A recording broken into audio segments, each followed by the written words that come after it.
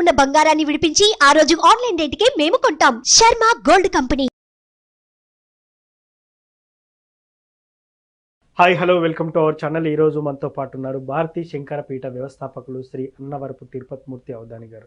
నమస్కారం గురువు గారు. ఓం శ్రీ మహాగణాధిపతయే నమః. ఫిబ్రవరిలో వచ్చే పుష్య అమావాస్య లేదా చొల్లంగి అమావాస్య, ఈ రెండిట్లో ఏదో ఒకటిగా పిలుస్తారు.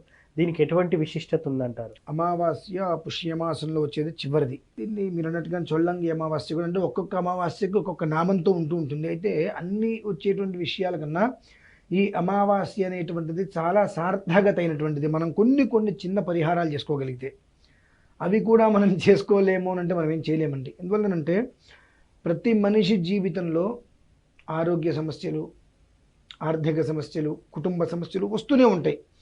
దీనికి మూల కారణం ఏమిటి అని ఆలోచిస్తే ఇంటి కులదేవత, రెండు గ్రామ దేవత, ఈ రెండు వదిలేసి తత్మాన్నిట్లకి మనం పరిగెడతాం.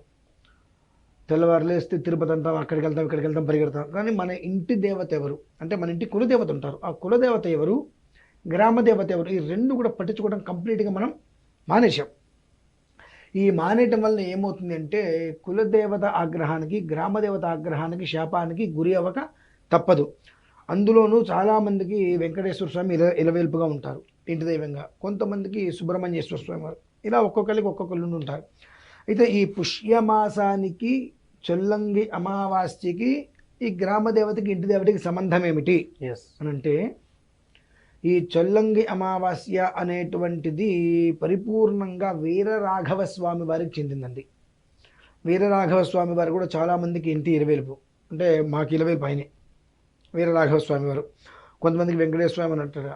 అయితే ఎవరు ఎప్పుడు ఎలా ఏమి చెయ్యలేకపోయినా, అంటే వాళ్ళ కులదేవతలకు ఏది చేసుకోలేకపోతుంటారు, అటువంటి వారందరూ కూడా ఈ ఒక్క చొల్లంగి అమావాస్య రోజు నాడు వీరరాఘవ స్వామి వారిని నమస్కారం చేసుకొని చిన్న పరిహారం కనుక చేసినట్లయితే ఖచ్చితంగా వారికి ఉండేటువంటి రుగ్మతలు, సమస్యలు ఏవైతే ఉంటాయో అవి 3 లేక 4 నెలల వ్యవధిలో నిర్వీర్యమవుతాయండి. ఇది ఒక ప్రమాణం కూడా దీనికి చెప్పబడి ఉన్నది. ఏం చెయ్యాలి విశేషంగా మనం ఏదో చేయవలసిన అవసరం లేదండి. వీరరాఘవ స్వామి వారు ఫోటో పెట్టుకోండి, లేదు మీ కులదేవం వెంకటేశ్వర స్వామి వారు, అయితే ఏ కులదేవత పెట్టుకున్నప్పటికీ కూడా వీరరాఘవ స్వామి వారిని పెట్టండి.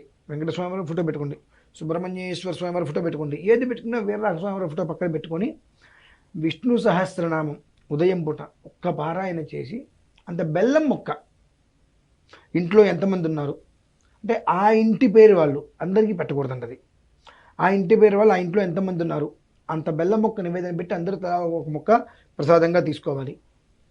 దీనివల్ల ఏం జరుగుతుంది అనేటువంటిది మనం ప్రత్యేకంగా చెప్పవలసిన అవసరం లేదండి, అనుభవించే వాళ్ళకి తెలుస్తుంది.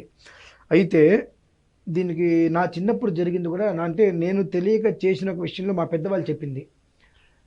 ఇది చాలామంది కుటుంబ సభ్యులు ఉంటూ ఉంటారని చెప్పి ఎక్కువ బెల్లం ముక్క పెట్టేస్తుంటారు నివేదనకి. అయితే అస్తమానం తర్వాత అది ఉండకూడదండి. ఓకే, సూర్యాస్తమానం తర్వాత అది ఉండకూడదు. దాన్ని మనం ఎంత తినగలమో అంతే నైవేద్యంగా పెట్టి అది తినేసి ఈ చిన్న ముక్క పెట్టి దాన్ని తలా ఇంత పంచుకొని కూడా తీసుకోండి. ఎందువల్లనంటే కొన్ని సంవత్సరాల క్రితం మా ఇంట్లో ప్రతి నెల ఇప్పటికి కూడా వీరరాఘవ స్వామి వారికి అమావాస్య బెల్లం ఉంది. ఓకే, కొన్ని తరాల నుంచి ఉంది. ప్రతి అమావాస్యకి, చొల్లంగని కాదండి, ప్రతి అమావాస్యకి ఉంది. మా ఇంట్లోనే కాదు, ప్రతి ఒక్క కులదేవతకి అమావాస్యకి పెట్టాలి. ఇంటి దేవత ఎవరైతే ఉంటారో కులదేవత, ఇంటి దేవత వాళ్ళకి అమావాస్యకి పెట్టి తీరాల్సిన, అందరూ పెట్టరు. ఓకే, కొన్ని తరతరాలుగా మా ఇళ్లలో అమావాస్య బెల్లం అనేటువంటిది వీరరాఘవ స్వామి వారికి ఉంది. అయితే కొన్ని సంవత్సరాల క్రితం భద్రాచలంలో మా ఇద్దరండేళ్ళు మేము అందరం ఉన్నప్పుడు అంత బెల్లం ముక్క పెట్టారు. అందరికి మొక్కలు చేసి చేస్తుంటే నేనేమన్నానంటే, ఇంత మొక్కలు చేస్తే తినటం కష్టమవుతుంది కదా, బెల్లపాకం పట్టేద్దాము, అందులో పల్లీలు వేసుకుని తిందాము అని అన్నా. దానికి మా అమ్మగారు అంటే సీరియస్ అయ్యారు. ఏమిటి అంటే, మా అమ్మగారికి వాళ్ళ అత్తగారు అంటే మా బామ్మగారు చెప్పారు, ఇలానే చిన్నప్పుడు ఇంట్లో ఇట్లా జరిగినప్పుడు ఆ బెల్లం తీసుకెళ్ళి ఉడకబెట్టేసేసి దాన్ని పాకం పట్టించేసి జీడిపప్పులు, పల్లిపప్పులు అన్ని వేసేది ప్రయత్నం చేయబోతే, ఏదైతే కనుక ఆ బెల్లం ఉడుకొస్తున్నప్పుడు బుడగలు వస్తాయి కదా, ఆ ఇంట్లో ఆ పిల్లవాడికి ఒళ్ళంతా వచ్చేసింది అట్లా. అందుకనే దీనికి చాలా నియమాలు ఉంటుంటాయి. ఏమవుతుంది అనుకుంటే ఏదో అయిన తర్వాత మనం ఏం చేయలేం.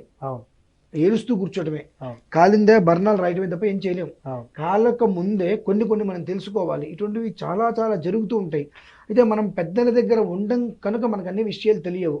కాబట్టి చొల్లంగి అమావాస్య రోజు నాడు ఏం చేసినా చేయకపోయినా విష్ణు సహస్రనామం పారాయణ చేసి దీపారాధన చేసుకొని విష్ణు సహస్రనామం పారాయణ చేసి అంత బెల్లం మొక్క నివేదన పెట్టి ఆ ఇంటి పేరిట వాళ్ళు ఎవరైతే ఉన్నారో 2, 3, 4 ముక్కలు చేసుకొని దాన్ని తినేసేసి నమస్కారం చేసుకోవడం అనేటువంటిది, అంటే మరి అంత తినకూడదండి. అవును. ఎందువల్ల తినకూడదు అంటే ఆ తినే ప్రసాదం అనేటువంటిది ఇంత ముక్కనే ఉండాలి. ఎందువల్ల ఉండాలి?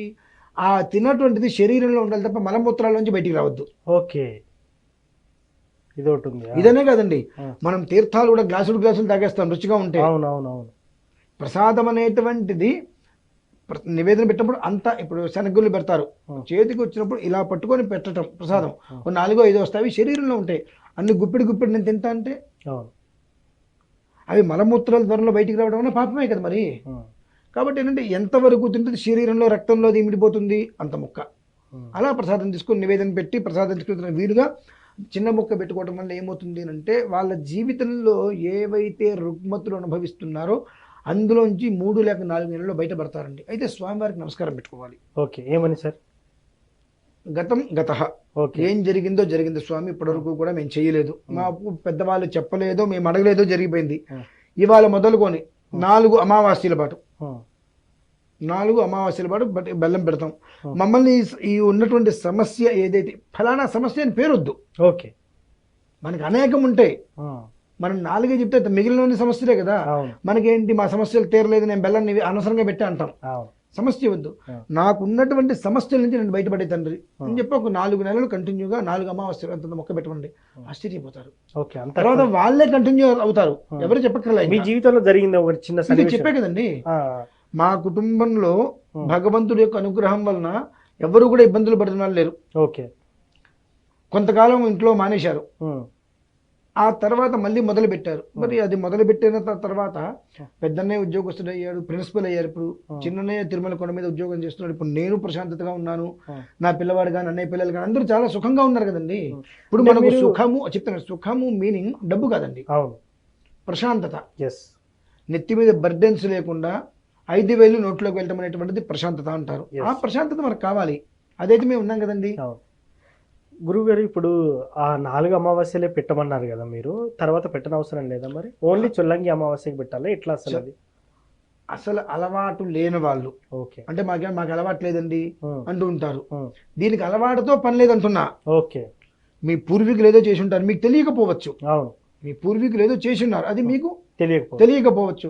కాబట్టి చొల్లంగి అమావాస్య తోటి, అందుకే నేను వెంకటేశ్వర స్వామి ఫోటో పెట్టుకోండి, ఇంటి దైవం మీరు ఏదైతే అనుకుంటారో ఆ ఫోటో పెట్టుకొని వీరరాఘవ స్వామిని పెట్టుకోండి, పెట్టుకుని ఆ బెల్లం మొక్క నివేదన పెట్టి ప్రసాదం తీసుకోండి. అక్కడి నుంచి మీ ఇంటి కులదేవతగా భావించుకొని ప్రతి నెల పెట్టుకోండి, మానేసేయండి, పెట్టుకోవడం మానేసేయండి, అది మీ ఇష్టం. నేనైతే పెట్టుకోమని చెప్తాను. ఎందువల్లంటే మనం 3 పూట్ల తింటున్నాగా, ప్రతి నెల ప్రతిరోజు ఉద్యోగానికి వెళ్తాం, జీతం తెచ్చుకుంటున్నాగా, హైప్ కావాలి మనం కోరుకుంటున్నాగా.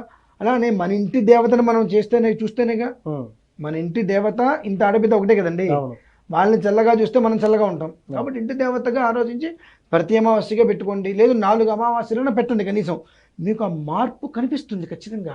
సూపర్ సార్, నిజంగా చొల్లంగి అమావాస్య రోజు ఏం చేయాలి, మీ నిజ జీవితంలో జరిగిన ఇన్సిడెంట్ని కూడా ఉదాహరణగా చెప్పి ఎలా ఉంటుందో ఫలితం అని చాలా చక్కగా చెప్పారు sir. Thank you so much. చూశారు కదా, చొల్లంగి అమావాస్య రోజు ఏం చేయాలి, ఏం చేయకూడదని గురువు గారు చెప్పారు. సో ఆ రోజు చేసినట్టయితే ఎలాంటి ఫలితాలు ఉంటాయో కూడా గురువారి మాటల్లో విన్నాం మనం. ఇది వాటి కార్యక్రమం. మరో కార్యక్రమంలో మళ్ళీ కలుద్దాం. Thank you.